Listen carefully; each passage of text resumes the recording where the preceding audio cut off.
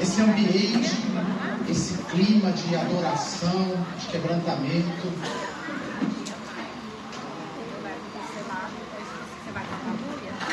Quero deixar uma breve palavra para nós essa noite, baseado no texto de João 2, a partir do versículo 1 até o versículo 12.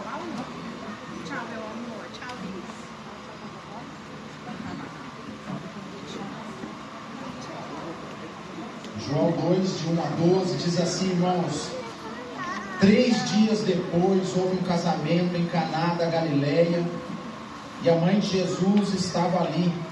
Jesus também foi convidado com seus discípulos para o casamento.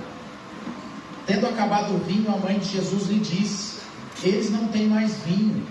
Mas Jesus respondeu: por que a senhora está me dizendo isso? Ainda não é chegada a minha hora. Então ela falou aos serventes: façam tudo o que ele disser. Estavam ali 6 potes de pedra que os judeus usavam para as purificações, e em cada um cabia cerca de 100 litros. Jesus lhes disse: encham de água esses potes, e eles os encheram totalmente. Então lhes disse: agora tirem um pouco e levem ao responsável pela festa. Eles o fizeram. Quando o responsável pela festa provou a água transformada em vinho, ele não sabia de onde tinha vindo, por mais que os serventes que haviam tirado a água soubessem. Chamou o noivo e lhe disse: todos costumam servir primeiro o vinho bom, e quando já beberam muito, serve o vinho inferior. Você, porém, guardou o melhor vinho até agora. Assim, em Caná da Galileia, Jesus deu início aos seus sinais. Ele manifestou a sua glória, e os seus discípulos creram nele. Depois disso, ele foi a Cafarnaum com sua mãe, seus irmãos e seus discípulos, e ficaram ali não muitos dias. Vamos orar uma vez mais, queridos, nessa noite. Senhor, eu oro para que o texto bíblico salte aos nossos olhos e entre em nosso coração de uma forma diferente, de uma forma pontual, de uma forma, Deus, que talvez nós nunca percebemos, ó Pai, e que o Senhor fale através disso de forma poderosa em nossos corações, e que não seja algo teórico, mas seja algo experimental, que ao meditar na palavra, a palavra, Deus, tem a capacidade de nos tocar e de nos transformar. Ó Deus, em nome de Jesus, o Espírito Santo do Senhor tem a liberdade de falar, ó Deus, a respeito de mim, que o Senhor fale aos nossos corações, em nome de Jesus, amém. Irmãos, tem algo que me encanta na vida cristã, ou melhor dizendo, na pessoa de Jesus, é justamente a humanidade de Jesus. Como Jesus se manifestou no mundo. O mundo que Jesus chegou, que ele nasceu, que ele cresceu, era um mundo religioso. Mas essa religião, que era uma boa religião, por sinal, era a religião do judaísmo, que Jesus cresceu, essa religião não foi capaz de prender Jesus. Jesus era um ser livre, solto. Jesus fazia de qualquer ambiente um ambiente de Deus, um ambiente de culto. Ele humanizou a religião. E esses textos, como o de hoje, como outros, esses textos mexem comigo, é o que incentiva o meu coração, a minha fé. É ver que Jesus, Isaac, não é evangélico. Jesus não é religioso. Jesus é o dono de todas as coisas. Quando eu fiz o seminário, a gente lê vários livros, tem muitas informações teológicas, direções teológicas. Uma das linhas teológicas que eu acabei seguindo lá no seminário foi uma linha calvinista, mas a linha da Holanda, dos neocalvinistas, os calvinistas holandeses. Porque eu gostava da teologia deles, porque era uma teologia para fora, não era uma teologia para dentro, não era uma teologia que se limitava ao espaço quadrado, mas era uma teologia que reverberava na política, na educação, na arte, na cultura. E um desses expoentes do século XX, século XIX, chamado Abraham Kuyper, ele tem uma frase muito famosa, que ele diz assim, que não há nenhum centímetro quadrado na existência humana que Jesus olha e diz que é meu, Ou seja, o que ele quer dizer com isso? Estou parafraseando, não é literal o que ele diz, mas ele quer dizer assim: toda a existência humana, todas as áreas da vida me pertencem, nada limita o meu agir. E esse texto que nós lemos, que João registra, falando que foi o primeiro sinal de Jesus, o primeiro milagre, não aconteceu dentro da sinagoga, não aconteceu no culto, aconteceu na festa. Talvez não brega como a nossa, que vamos ver daqui a pouco, mas uma festa mais cerimonial, mas que era regado a vinho, a dança, a alegria. E o texto vai dizer que Jesus, ele foi convidado para essa festa com seus discípulos. E por que isso me chama a atenção? Porque Jesus estava começando o seu ministério, e ele não estava com a fama messiânica, ele não estava com a fama de Deus ainda. Ele era apenas um nazareno, ele era apenas um filho de Nazaré. Talvez ele foi convidado para aquela festa, Francisco, não porque ele era alguém importante, mas porque ele era filho de Maria, que talvez Maria era parente ou conhecida dos noivos, e falou: chama o seu menino também para mim, chama Jesus. Mas ele está andando aí com 6 pessoas aí que ele andou chamando para o caminho, pode chamar também esses 6 discípulos para ir com ele. E eles vão para a festa, e a festa que durava uma semana, todo mundo festejando, se alegrando. O texto vai dizer que o vinho acabou, e a maioria dos irmãos que já conhecem esse texto sabe que tinha um simbolismo ali, o vinho acabar no meio da festa, no constrangimento dos noivos, na cultura da época. Então tinha toda uma situação ali, e Maria, por talvez ser próxima do casal, Maria, por talvez estar auxiliando ali naquela cerimônia, percebe a necessidade, percebe o caos que talvez ia ser instalado ali naquele momento, e sabendo que o seu filho era alguém especial, ainda que o mundo ainda não tinha descoberto quem era Jesus, mas ela sabia que o filho dela é especial. Chega até Jesus, como se diz: faz alguma coisa, se tem alguém que pode fazer alguma coisa nessa festa, é você. E aí Jesus, fala, mulher, não é chegada a minha hora. E muitas pessoas acham que isso é uma expressão vulgar, mas pelo contrário, esse termo naquela época era uma expressão de muito valor. Jesus não estava desprezando a sua mãe, pelo contrário, ele estava honrando a sua mãe. Mas ele fala que não era chegada a hora dele, porque não era a hora de se manifestar como Cristo ainda. Ele estava no início da sua jornada.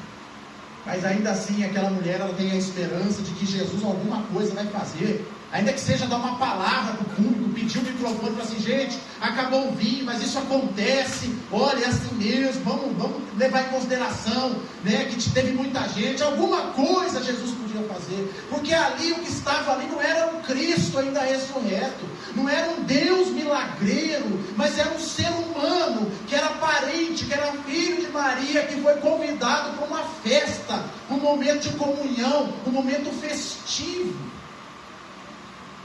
E nessa situação, Jesus inicia o seu ministério fazendo o milagre de transformar a água em vinho. E ali o texto vai dizer que ele manifestou o seu poder. Isso aqui, irmãos, me chama muita atenção, e isso tem norteado o meu ministério. Para quem me conhece bem, sabe que eu sou do mundo, no bom sentido da palavra. Todo lugar para mim é um lugar que Deus pode se manifestar. Eu adoro quando Deus se manifesta no louvor, como nós cantamos agora, quando a gente declara quem Ele é, e a gente percebe na nossa alma, não é apenas um emocionalismo, mas é uma consciência da realidade de Deus aqui nesse lugar. Isso é maravilhoso. Mas eu tenho para mim, irmãos, que essa manifestação, essa experiência maravilhosa em torno do cântico, da palavra, da melodia, não se limita ao culto.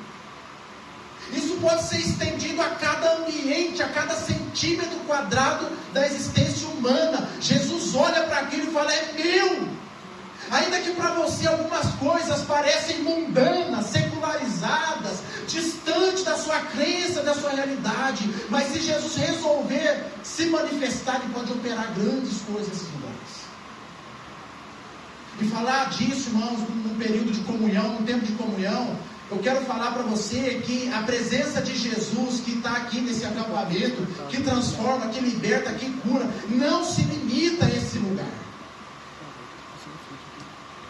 Ele está em todos os lugares. E foi numa festa, irmãos, E esse texto, irmãos, é um texto que mexe com os tradicionais. Eles ficam se virando para explicar esse vinho. Eles ficam ali numa construção para dizer assim: não, esse não tinha álcool, esse não embebedava. Irmãos, mas a preocupação do apóstolo João não é falar se você pode beber ou não, porque o texto diz isso.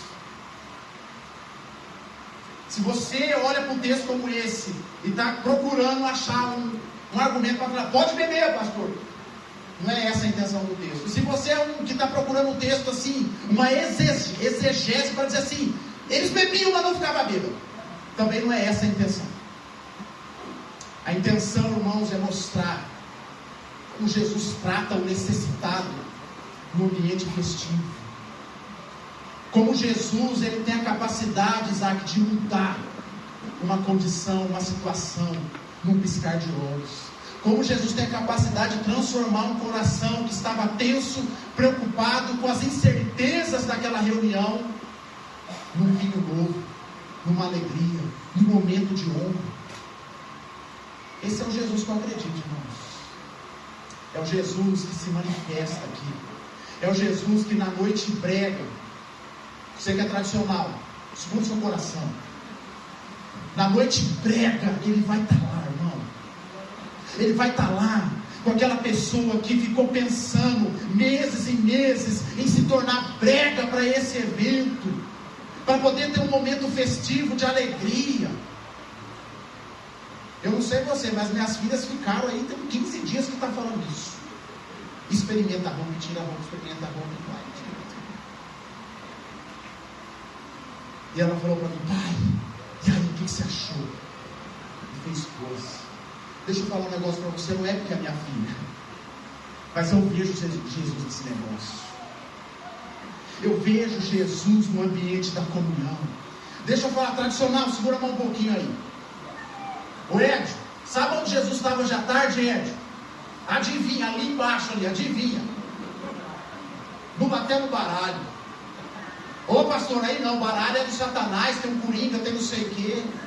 Ô irmão, deixa eu falar um negócio pra você. Pode até ser um diabo que elaborou o baralho lá no inferno. Ele estava lá com um caldeirão lá, ele teve uma ideia, vamos montar o baralho. Pode até ser, mas quando os homens de Deus trazem ressignificado para as coisas, Cristo habita naquele lugar. Cristo se faz presente naquele lugar. Um objeto que é um objeto talvez usado para jogo, para vício, para perda financeira, Deus pode usar desse objeto para trazer um irmão para o Evangelho. Um irmão que percebe que há pessoas que amam Ele, que caminham com Ele, que partilham a vida com Ele, num ambiente assim. E por que eu estou dizendo essas coisas, irmão? Porque a gente fica com a cabeça muito religiosa e acha que o momento de Deus agir é no culto. O momento do culto, Fernando, é para a gente adorar, é para a gente se derramar. Mas Deus não está limitado a isso, irmãos. Deus, ele foi numa festa. Eu gosto muito do relato do The Chosen acerca dessa festa. Não sei quem assistiu o episódio de Jesus dessa festa. Eu tô com a turma lá. Eu acho que Jesus dançou, sorriu, brincou. Porque Jesus não era um eremita, alguém do deserto, alguém do isolamento. João Batista tinha essa linha mais no deserto, mais separatista. Ele tinha essa cultura. Mas Jesus não. Jesus, ele não critica João Batista por ser assim, mas ele vai por meio do povo. Ele vai por meio da galera. Ele vai por meio do povão. Eu estava aqui, enquanto o louvor estava tocando, um amigo meu do seminário, a gente tem um grupo com 3 amigos, ele me mandou uma foto no grupo, de 8 anos atrás, a gente no Morumbi, assistindo um jogo de São Paulo, debaixo de chuva. Eu e mais 2 amigos, eu era o único São Paulino, um era corintiano, o outro é palmeirense, e todos com a camisa do São Paulo, no meio da torcida, aí gritando, ô, tricolor, e se não cantasse, a turma mandava sair. Mas sabe o que me chamou a atenção nessa foto? Porque o corintiano e o palmeirense, eles vestiram a camisa do São Paulo, eles cantaram o hino do São Paulo, não é porque eles estão virando a casaca, não é porque eles estão mudando de time, mas é porque eles queriam estar em comunhão comigo. Aí eu vou dizer para você, Jesus foi no Morumbi aquele dia. Na Arena Itaquera ele não vai no Morumbi. Esquece. Satanás vai na Itaquera. cheio de macumba, de coisas. Deus o livre, vai no Morumbi, irmão. Rodrigo, você que não aprova, O Palmeiras também não vai não, Rodrigo. O Palmeiras é aquele gramado sintético que não gosta. Ele gosta de grama natural. Mas eu estou brincando aqui para a gente relaxar, descontrair, mas o que eu quero dizer com tudo isso é que quando a gente convida Jesus para entrar na nossa história, a gente não está apenas convidando Ele para um momento cultico devocional, mas a gente está convidando Ele para a nossa vida. E nesse ambiente que a gente convida Jesus, pode ser lá na academia, lá na Dom Pedro, Ele se manifesta lá. E essa realidade a gente consegue comungar uns com os outros nesse ambiente. Mas a domingo, amanhã, na hora de ir embora, cada um vai viver a sua história, cada um no seu individualismo, e aí não vale. Mas a comunhão precisa continuar. E nesse ambiente de comunhão, algumas coisas acontecem, Chico, que não acontecem em outros lugares. Em primeiro lugar, irmãos, que a gente percebe nesse texto, que quando a gente se propõe a estar juntos, em nome de Jesus, ainda que não seja dentro da igreja, ainda que não seja no acampamento, mas a nossa comunhão é em nome de Jesus, ainda que é para jogar um baralho lá, Francisco, mas é em nome de Jesus. Nesse ambiente as necessidades são notadas. Aconteceu a situação, o vinho acabou, Maria percebe, chega para Jesus e fala: Jesus, dá uma força para a turma aí. Irmãos, a festa terminou bem, mas poderia ter terminado mal. Terminou bem, irmãos, porque a necessidade foi notada, porque Jesus estava lá e tinha irmãos conscientes da presença de Jesus naquele lugar. Mas quando a gente se propõe a não comungar, as nossas necessidades não são notadas. E talvez você, pastor, graças a Deus, não quero ninguém ficar sabendo nada de mim, não. Mas não é isso que eu quero dizer. Mas talvez você perde a oportunidade da manifestação de Jesus na sua vida. Porque Jesus, Ele usa o que? Pessoas. A matéria-prima que Jesus faz a sua obra, Patrícia, é ser humano. E como o pastor Alexandre bem pregou de manhã, não é ser humano perfeito. É o pastor que é imperfeito, é o presbítero que é imperfeito, é o irmão de igreja que é imperfeito. E até nas imperfeições, Deus soberano, Ele conduz a nossa vida e a nossa história. Amém. O texto diz que Jesus foi convidado com seus discípulos. O vinho acabou, a necessidade surgiu, foi detectada a necessidade dentro de um ambiente de comunhão. E às vezes você está sofrendo sozinho, porque você resolveu seguir carreira só. E aí quando a coisa dá ruim, sabe o que acontece? Ninguém liga, ninguém igreja, aquela conversa que eu estou cansado. É hipócrita, não acolhe, não sei o quê. Nossa, irmão. E os pastores, aqui o pastor Alexandre Eliel, sabe que os pastores sofrem isso, porque eles acham que o pastor tem bola de cristal, que tem que ler mente, para adivinhar que você está na necessidade. Aí o irmão faltou, o pastor não viu ali. Pastor, você não ficou sabendo que tu pelado? Não, irmão, não fiquei. Se você tivesse no ambiente da comunhão, a necessidade seria notada em você.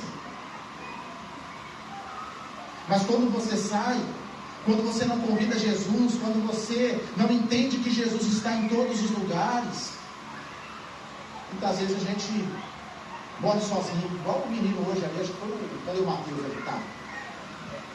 Morreu com o zap na mão lá em Matheus, não deu sinal, não comunicou. Quem sabe jogar baralho sabe o que eu estou dizendo.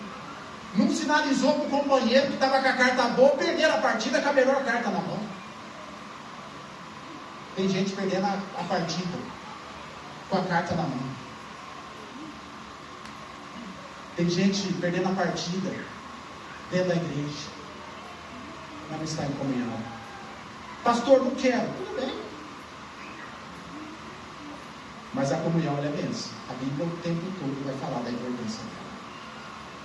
E as necessidades sendo notadas, é como Maria fez. Jesus, está acontecendo essa situação.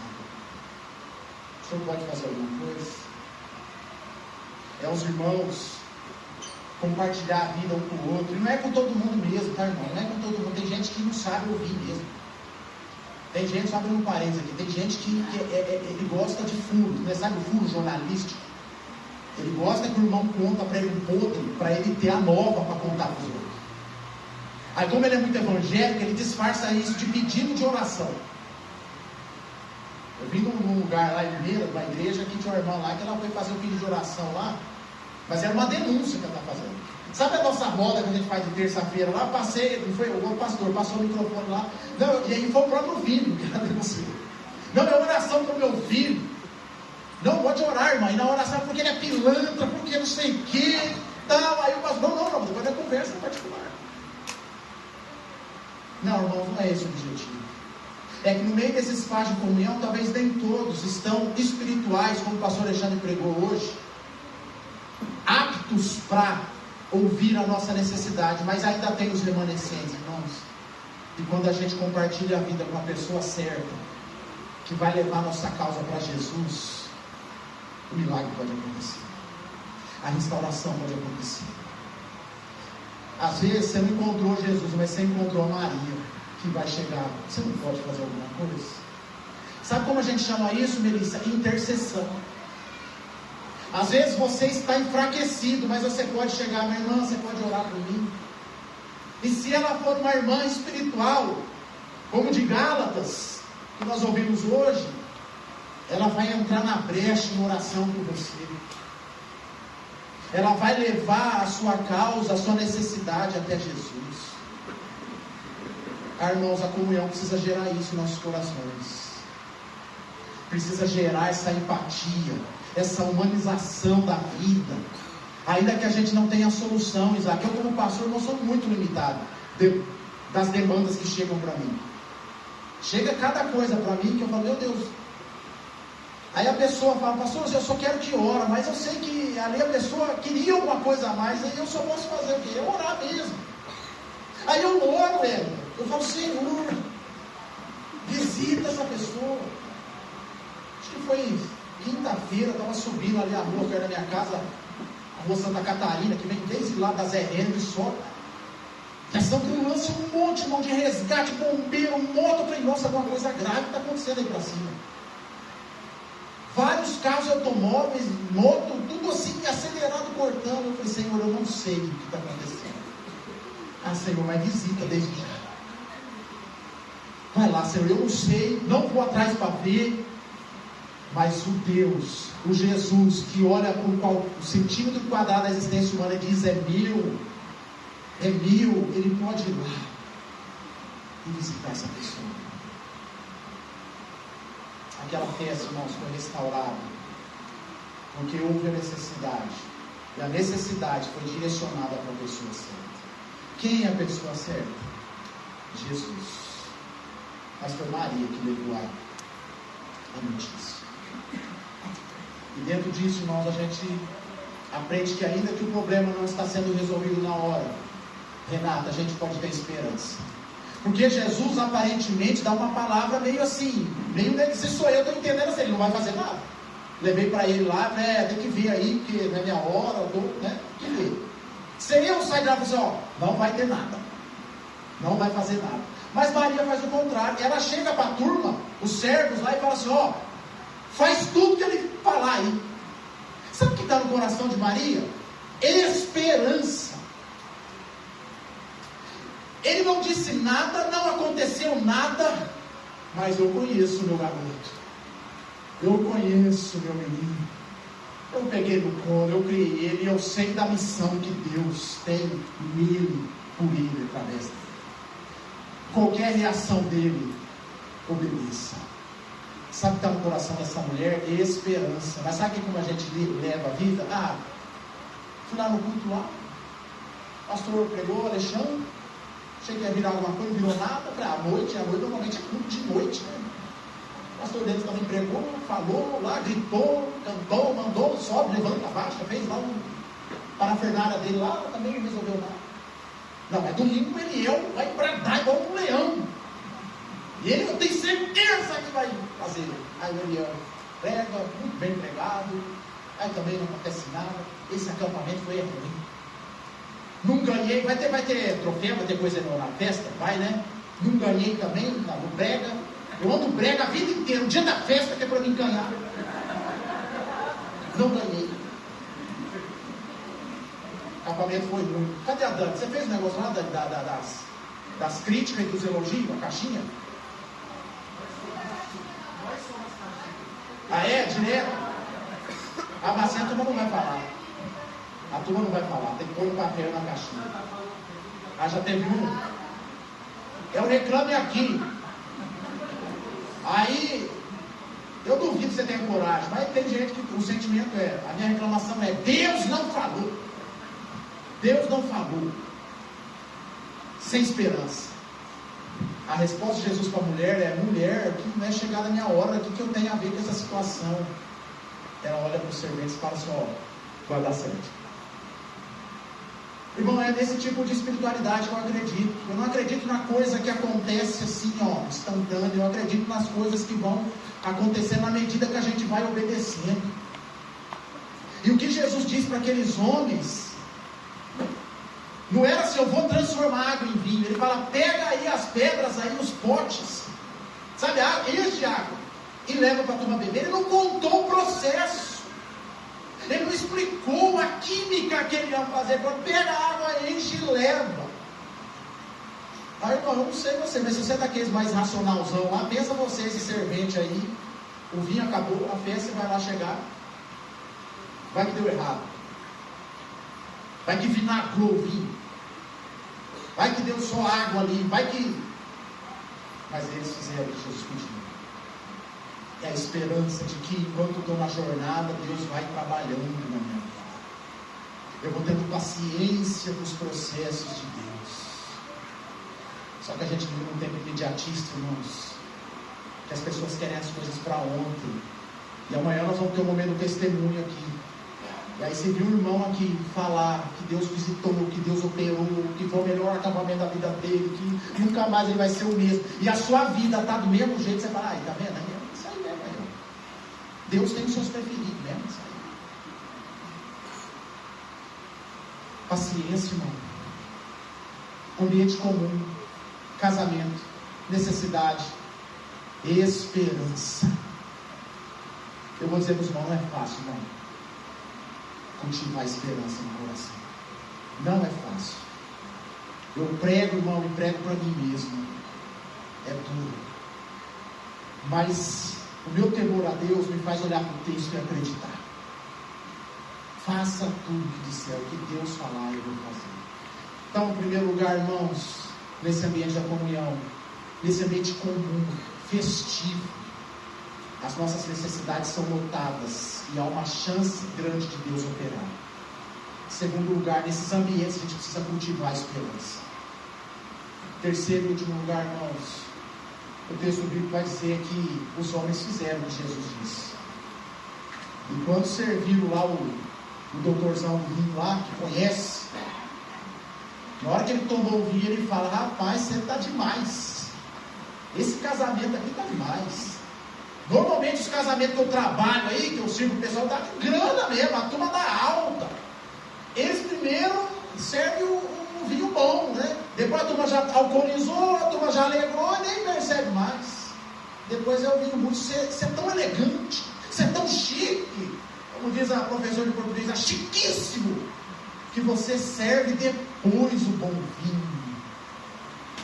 E o vinho, irmãos, naquela teologia judaica tinha esse simbolismo da alegria.